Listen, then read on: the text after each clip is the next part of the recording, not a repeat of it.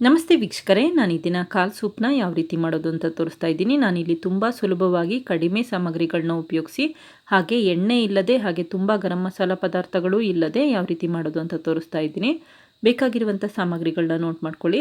10 ಕಾಲ್ piece ತೊಗೊಂಡಿದ್ದೀನಿ. ಮೇಕದಾದರೂ ಆಗಿರಬಹುದು ಅಥವಾ ಕುರಿಯ ಕಾಲಾದರೂ ಆಗಿರಬಹುದು. ಒಂದು 10 ಪೀಸ್ ತೊಗೊಂಡಿರಿ ಅಥವಾ ಒಂದು 1/4 kg ತೊಗೊಂಡು ಮಾಡೋದು ಹೇಗೆ ಅಂತ ತೋರಿಸ್ತಾ ಇದ್ದೀನಿ. ರುಚಿಗೆ ತಕ್ಕಷ್ಟು ಉಪ್ಪು, 1/4 ಟೇಬಲ್ ಸ್ಪೂನ್ ಅರಿಶಿಣದ ಪುಡಿ, ಒಂದು 20 ಕಾಳುಮೆಣಸು ತೊಗೊಂಡಿದ್ದೀನಿ. ಮೊದಲು 1.5 ಲೀಟರ್ಗೆ 1/4 ಪೀಸ್ಗಳನ್ನ ಹಾಕಿ ಬೇಯಲಿಕ್ಕೆ ಇಟ್ಟಿದ್ದೀನಿ. ನಂತರ ಕ್ರಷ್ ಮಾಡಿರುವಂಥ ಕಾಳುಮೆಣಸು, ರುಚಿಗೆ ತಕ್ಕಷ್ಟು ಉಪ್ಪು, 1/4 ಟೇಬಲ್ ಸ್ಪೂನ್ ಅರಿಶಿಣದ ಪುಡಿ ಹಾಕ್ಕೊಂಡಿದ್ದೀನಿ. ಕಾಳುಮೆಣಸನ್ನು ಸ್ವಲ್ಪ ಕ್ರಷ್ ಮಾಡಿ ಹಾಕ್ಕೊಳ್ಳಿ. ಈಗ ಮಿಕ್ಸ್ ಮಾಡಿ ಲಿಡ್ ಕ್ಲೋಸ್ ಮಾಡಿ ಒಂದು 10 ವಿಷಲ್ ಕೂಗಿಸ್ಕೊಳ್ತಾ ಇದ್ದೀನಿ.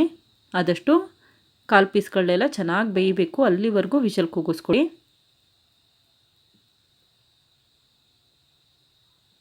ಈಗ ಕುಕ್ಕರ್ ತಣ್ಣಗಾಗಿದೆ, ಲಿಡ್ ಓಪನ್ ಮಾಡ್ತಾ ಇದ್ದೀನಿ.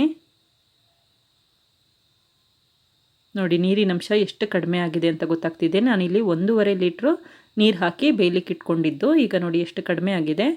ಕೊನೆಯಲ್ಲಿ 1-2 ಟೇಬಲ್ ಸ್ಪೂನ್ ಸಣ್ಣಗೆ ಹೆಚ್ಚಿರುವಂಥ ಕೊತ್ತಂಬರಿ ಸೊಪ್ಪು ಹಾಕ್ಕೊಂಡಿದ್ದೀನಿ. ಇದನ್ನೀಗ ಬೇರೆ ಪಾತ್ರೆಗೆ ಹಾಕ್ಕೊಂಡು ಬೇಯಲಿಕ್ಕೆ ಇಟ್ಕೊಂಡಿದ್ದೀನಿ. ಮತ್ತೆ ಇದನ್ನು ಒಂದು 5 ನಿಮಿಷ ಮೀಡಿಯಮಿಂದ ಹೈ ಫ್ಲೇಮಲ್ಲಿ ಇಟ್ಟು ಕುದಿಲಿಕ್ಕೆ ಇಟ್ಕೊಳ್ತಾ ಇದ್ದೀನಿ. ಹೀಗೆ ಮಾಡೋದ್ರಿಂದ ಕೊತ್ತಂಬರಿ ಸೊಪ್ಪು ರಸ ಎಲ್ಲ ನೀಟಾಗಿ ಬಿಡುತ್ತೆ ಅಂತಷ್ಟೇ.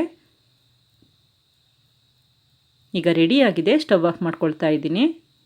ನೀವು ಗಮನಿಸ್ತಾ ಇರಬಹುದು ಎಷ್ಟು ಎಣ್ಣೆ ಬಿಟ್ಟಿದೆ ಅಂತ ಗೊತ್ತಾಗ್ತಿದೆ. ಕಾಲಿನಲ್ಲಿರುವಂಥ ಎಣ್ಣೆ ಅಂಶ ಎಲ್ಲ ಬಿಟ್ಕೊಂಡಿದೆ.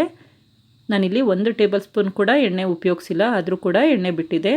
ಇದನ್ನು ಚಳಿಗಾಲದಲ್ಲಿ ಅಥವಾ ಮಳೆಗಾಲದಲ್ಲಿ ಕೆಮ್ಮು ಶೀತ ಆದವರಿಗೆ ಕೊಟ್ಟರೆ ಬೇಗ ಗುಣವಾಗುತ್ತೆ.